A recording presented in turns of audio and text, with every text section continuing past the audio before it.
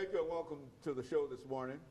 The topic this morning is capital punishment in Tennessee, and we're fortunate to have with us Pastor KWalker, Ndume Tushunthe, and Mr. Ben Mathis, individuals with very good information in reference to capital punishment in the state of Tennessee. And since Pastor Walker has been responsible for making sure that these individuals are with us this morning, we want to give him an opportunity to not only introduce himself, but to introduce the two individuals with which we can then deal with this idea of capital punishment in Tennessee. Pastor Walker, you want to start us off there? Yeah, Dr. Haney, thanks a lot for having us on your show this morning. It's always a pleasure to be in your presence and to be able to speak to issues that concern, I think, everybody, and especially this issue that's dealing with capital punishment. And you know, I'm excited to have along on the show this morning as well, Brother Ndume Tushunthe. I got that right? Did I get it right? Tushunthe. I'm close. Yeah, you're doing what is typical here. Yeah. I'm close. I just whacked his name up pretty good. But anyway, okay. Anyway, it's a pleasure to have you here, and also Ben Mathis. I met Ben some years ago out there at River Bend Prison, and Dr. Haney, these guys got a story to tell, and I'm just anxious to get into it, their stories, and Brother Ndume especially, I want to hear what he brings to the table today, and that's why we're here today to talk about capital punishment in the state of Tennessee, and not only just in the state of Tennessee, but all over the United States of America, and just how wrong capital punishment is, and just how that when we put somebody on death row, give them a death sentence, so many innocent people have been executed, so many talented people, so many people that have something to give back to society. And amazingly enough, that so many people that support capital punishment are against abortion. Now, you go figure that, I don't want to kill you before you get here, but once you get here, I'll knock you out the box, so what's the difference? You know what I'm saying? So, and it's just I'm just glad and excited to be here in the midst of these brothers here, and I just yield to them at this time.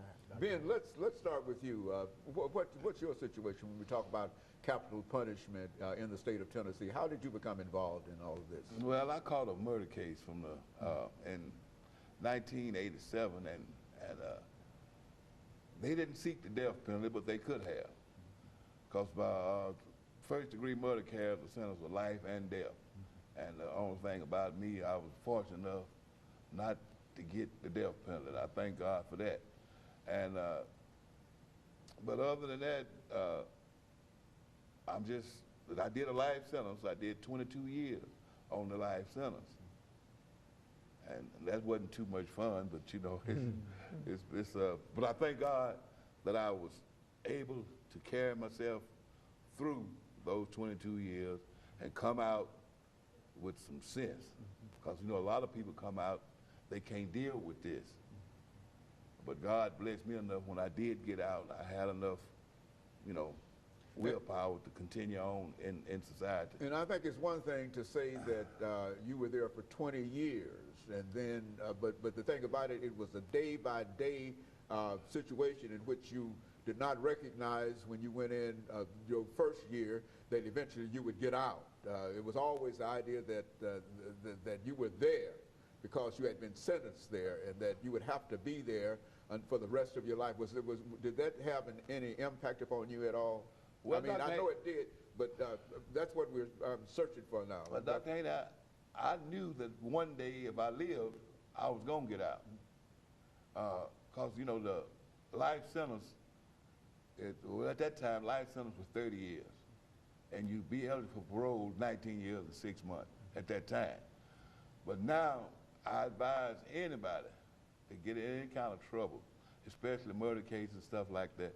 This is why I try to teach and talk to these children today, because if you get a life sentence, it's 85%.